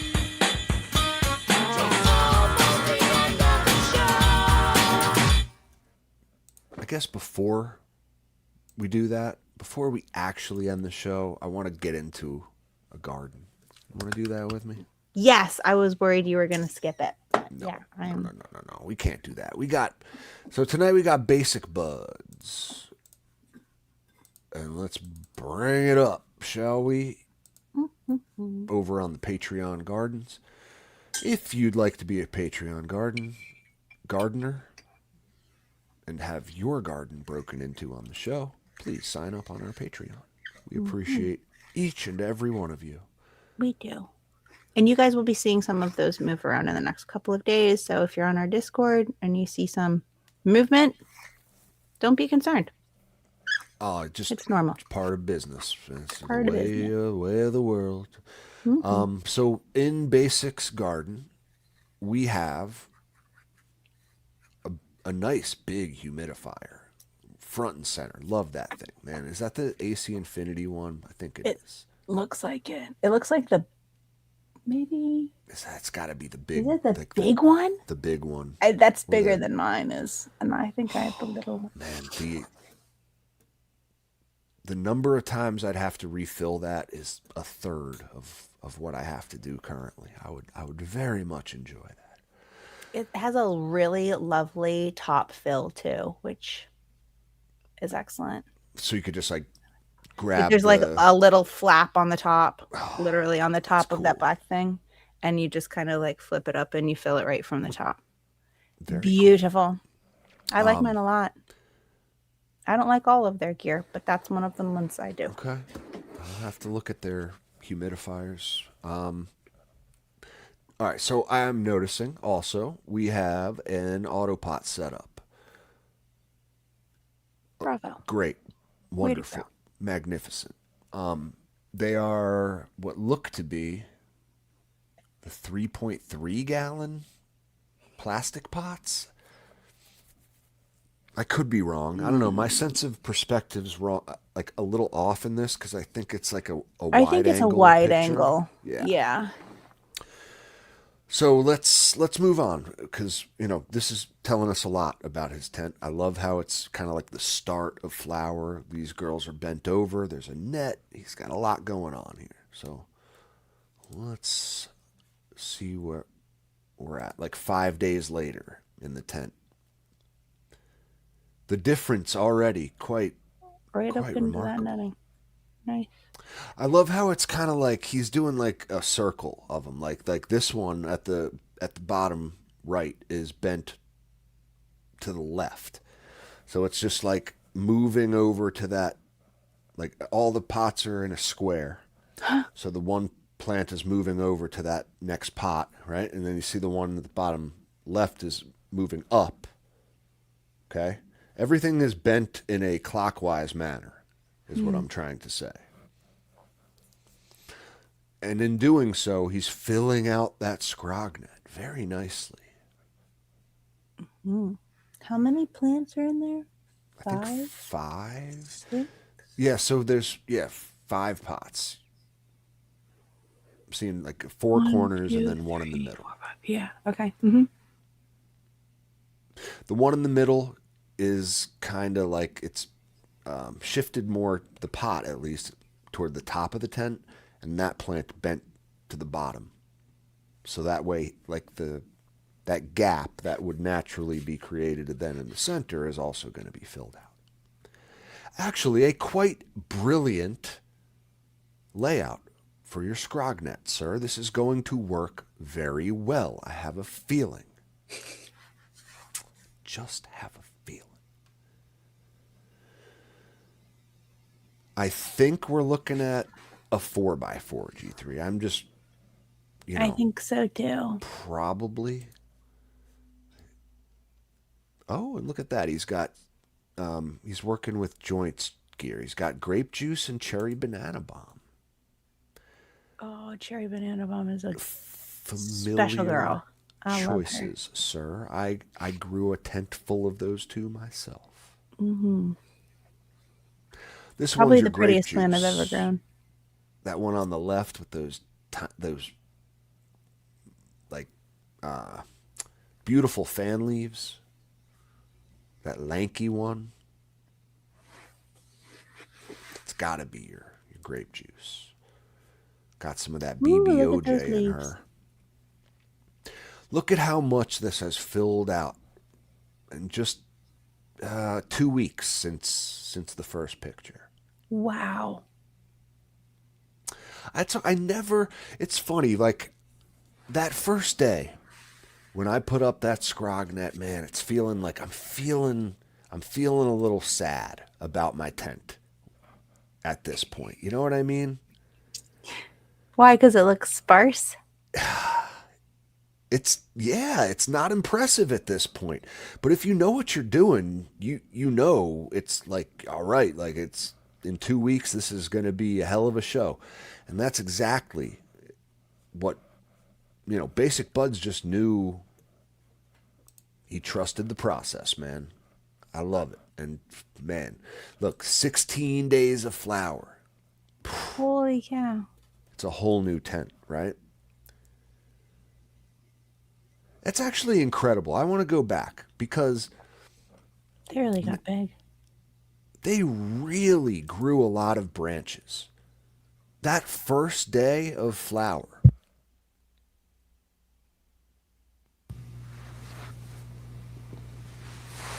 they didn't have much going on. They had like a main stem and like a couple, maybe like 5, 6 nodes. This picture is day one flower. I think that what you said? He says,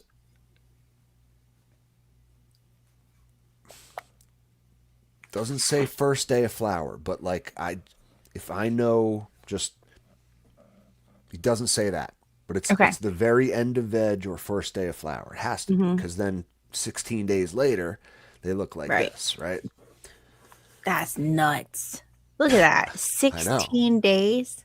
That's insane to me, because those plants just like they had very little going on. So like you can really remove a lot. And they are still going to grow a shit ton of branches above that scrognet. It's kind of what we were talking about. Was it last show or 2 shows ago? I don't know. We'll go down a few more days here. This is probably like day 21, 22 of flower. By this point, I have to believe the top of his stems are getting like firm, right? They're no longer easily bent or flexible in any manner. They start to stiffen up all the way to the tippy top. But holy shit, how this tent filled out. It is. It's still got great airflow though. Like not overcrowded. Definitely. I think that's partly because of the way he cleaned it up himself before he flipped, right? Mm-hmm. And the way the plants were so eloquently organized in the room. Pretty leaves. But also a little bit genetics too. little bit. Knowing joint skier like I do, and like having grown these exact two plants, right? Again, like you're seeing the ones that are kind of stretched out a little bit more on the left are going to be your grape juice. The cherry banana bombs are on the right. Not quite as lanky, but still have some length to them. But yeah, just great genetics combined with great execution. His gear is a joy to grow. God, always. And those leaves too, like Oh, they're perfection. they just love being just like, yeah, love They're looking so good. love looking at them. What's this hangy thing? The black thing is a probe. I think it's one of those pulse The pulse ones. pro. I could be wrong. I think. I don't see a better. I can't tell the difference between like the Inkbirds and the Pulse Pros and the Apogees and the blah, blah, blah. There's a lot of different types, but it's got to be Yeah. a type of probe that's at least giving him like peace of mind, taking light readings, perhaps. Hooked up to his phone is going to like send him an alert if his lights are on and they're not supposed to be. Not a bad thing to have. In all honesty, I mean, not gonna lie. I used to think to myself, "Oh, what do I need that for? If I have the AC Infinity app and it's all set up and like set up through my controller 69 Pro Plus Mega Ultra, right? Like, no, guys, it doesn't always work. We've talked about this. My controller stops working from time to time. It just like won't. I don't know. It loses connection to the light, and it'll say on the app that it turned it off, but in reality, the light did not turn off. Physically, it did not trigger the switch. It takes me going up there and seeing it in like, just so happened to go into my grow room during the dark period and notice that the light was on. It's happened to me. It's the worst. So yeah, redundancy is key, as Grinch Grower himself says. It's a form of redundancy that might be worth looking into next 420. Shit, that's coming up soon, isn't it?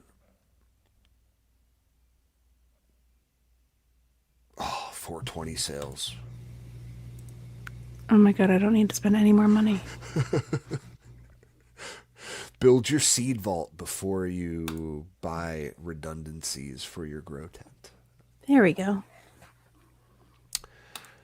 Look at that beautiful leaf coming in, man. That's that grape juice.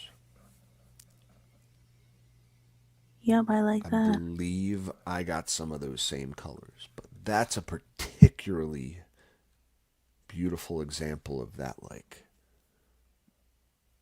burgundy, maroon colored fade. What would you call that, G3? Absolutely beautiful. Mauve? No. Fuchsia? Yeah, I'd say burgundy. Burgundy. Sure. It's like a red wine color. It looks like a Cabernet. Beautiful. A Pinot Noir. Yeah. Maybe a little lighter than a Cab for sure. Pinot Noir. Great choice. Ooh. Right? He says day 43 of flower.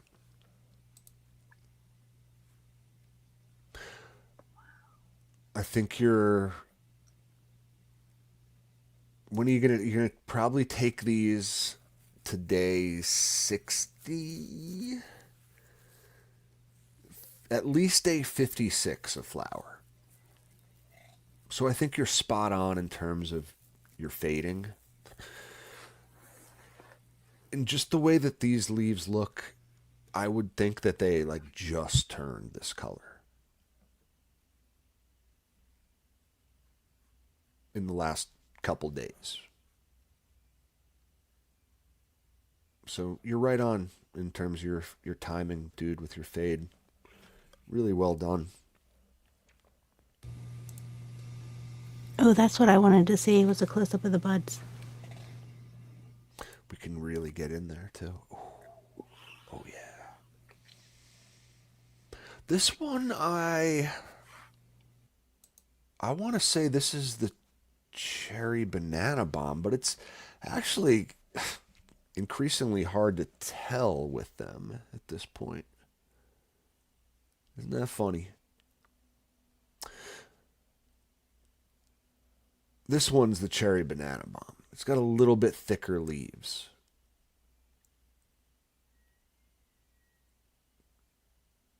That one, the grape juice.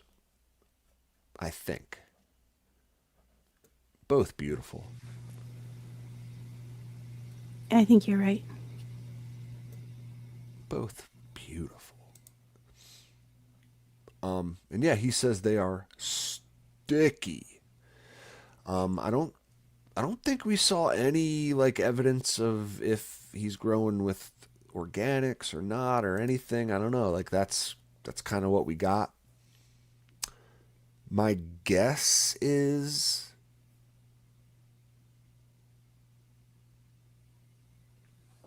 that he's not. My guess is that he's using some kind of nutrient line. I only say that because there's no mulch layer or anything. Like you know, us organic guys like to like gussy up our soil a little bit more than that. You know what I mean? Like some kind of top dress. Like there'd at least be evidence of top dressing or a mulch layer or a fucking cover crop or something. You know what I mean? Wouldn't just have my soil exposed like that. Yeah, I run with pretty exposed soil, and I run organics, but that's laziness more than anything. Just because I haven't found a topping I really like very much. Okay. No, it doesn't mean it has to be. I'm just going with my gut on it. I don't know. Yeah, it doesn't tell us really anything, but still. Hey, looks either way, man. Either way, I don't care what you're doing. You know, combination of both. When you're getting fades like this and results like this, you're doing something right. You're using it the right way, whatever it is you're using, sir. So yeah, thank you and well done. Stunning. I'm obsessed with that leaf. I know. All Can't wait to see what they turn into. Yeah, keep posting, man. Keep posting. Thank you for having a Patreon garden and letting us break in on the show. Though you don't really have a choice in it. Just kind of comes with the garden. No, you do. If you really don't want me to break in, you're allowed to send me the message. But no one's ever done that, surprisingly. Would you believe? No. I can't imagine. I mean, I guess someone could. We do have patrons that don't have gardens that just choose not to have them, and that's fine too. That's okay too. You don't have to have a garden. For sure. But yeah, if you want one and you are a Patreon, that kind of comes with the territory. Let us know. And yeah, come on over on our Discord, guys. Check us out. Hang out with us. You know, ask a question or two. Share some pictures. That's right. Share some music. Post share some pics. books. Share your life. Whatever you're comfortable Whatever. with. You know, memories of the 90s. Like your earliest memory of baby Jessica. Oh. I know some people out there are going to be like, oh my God, I remember that. Yeah, guys, we're accessible. I mean, someone sent me an email the other day, which you're welcome to do. If you're not comfortable on these platforms, listen, I get you. I get you. You're like that person who's been using colloidal silver for years. You're just way ahead of the curve, right? You're already in your bunker with the colloidal silver saying, yeah, you're just not on any social media. You don't use it. You're just never going to happen. I got an email. Old school. I answered right away. So please send me an email. cautoflower@gmail. Or send the show one. Yep, or Instagram or whatever. We're around. Or don't. Or don't. It doesn't matter to me what you do. Most important thing that does matter to me is that you don't get caught.